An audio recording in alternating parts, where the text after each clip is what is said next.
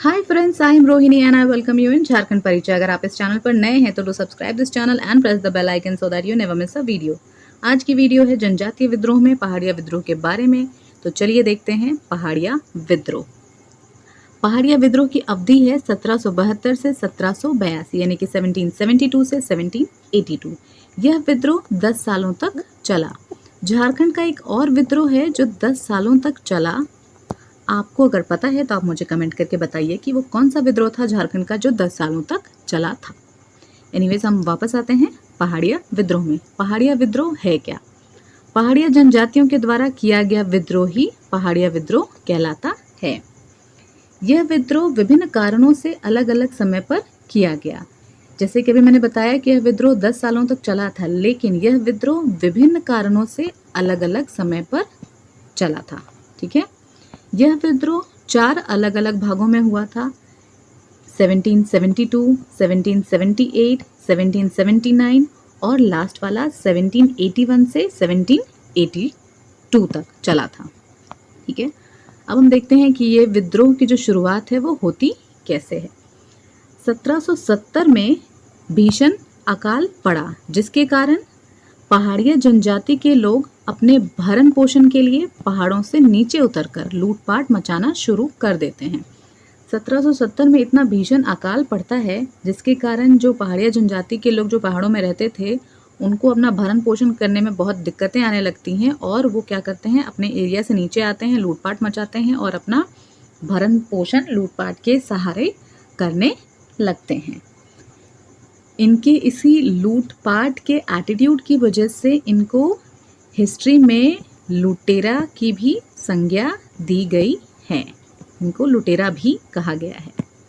ठीक है, आगे देखते हैं।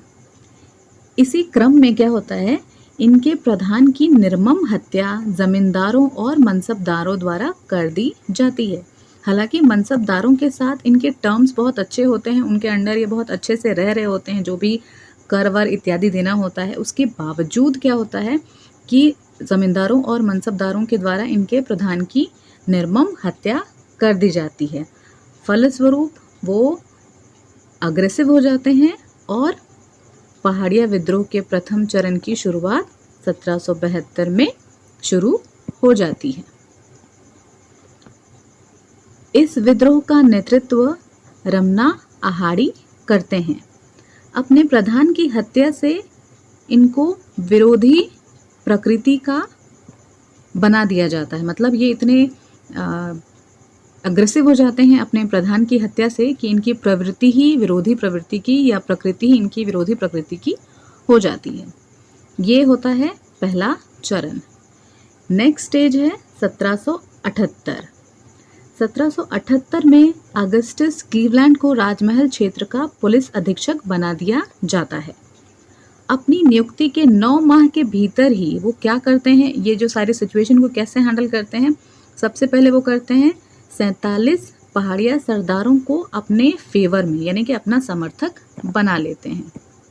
ठीक है, साथ ही 1300 पहाड़िया लोगों को 2 से लेकर 10 रुपए तक का वेतन देकर धनुर्धर की नियुक्ति के लिए अपॉइंट कर लेते हैं। 47 लोगों को अपना समर्थक बना लिया और जो 1300 पहाड़िया लोग हैं उनको धनुर्धर का पोस्ट दे देते हैं। जो बहुत एक्सपर्ट होते हैं उनको 10 रुपीज़, फिर जो एवरेज है उनको मीडियम पेमेंट और जो बिलो एवरेज है उनको 2 रुपीज़ ऐसी सैलरी दे करके उनको रिक्रूट कर लेते हैं। लेकिन उनमें से एक जगन्नाथ देव होते हैं जो इस साजिश को समझ करके क्या करते हैं, विद्रोह कर देते हैं। जगन्नाथ देव लोगों को समझाते हैं कि जिस समय जो भी काम कर रहे हैं उसमें सैलरी के बदले ज़मीन या ऐसा कुछ देने का प्रावधान है, उस समय अंग्रेज तुमको पैसा कैसे दे सकते हैं, पैसा तो तुमको देंगे नहीं, ये तुमको मिसगाइड कर रहे हैं, ये तुमको यूज़ कर रहे हैं, ऐसा उनको एहसास हो जाता है। जगन्नाथ देव ने अंग्रेज़ों द्वारा नगद भत्ता देने को साजिश करार करते हुए लोगों को संगठित करने का प्रयास करके विरोध किया।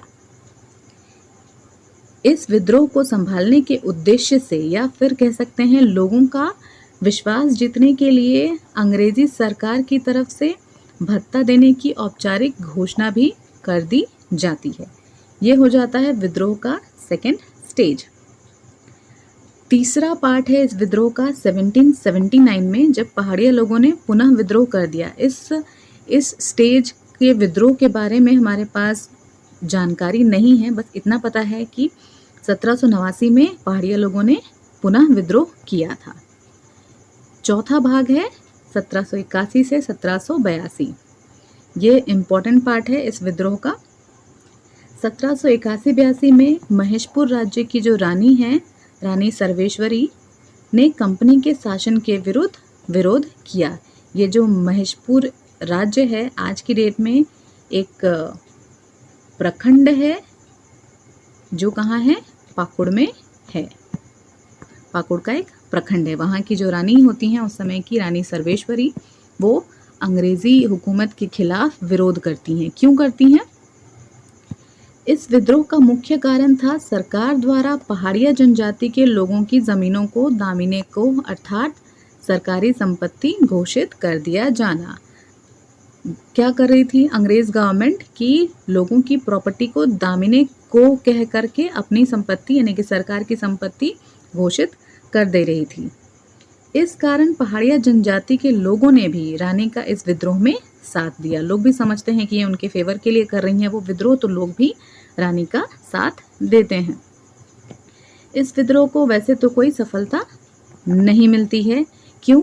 क्योंकि क्लीवलैंड अपनी समझबूझ से क्या करते हैं, क्लीवलैंड के सुझाव पर कंपनी ने रानी की जमींदारी छीन ली और उन्हें गिरफ्तार करके भागलपुर जेल में डाल दिया।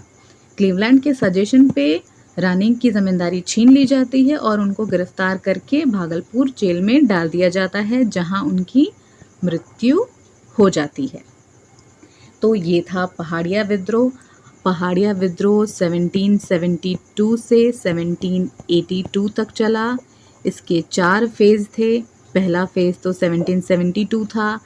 इसके जो नेतृत्वकर्ता थे वो कौन थे? रमना आहाड़ी थे, जो अपने सरदार की मृत्यु से आहत होकर के लोगों को संगठित करके विद्रोह करते हैं। 1772 के बाद विद्रोह होता है कब? 1778 में। ये विद्रोह कब होता है?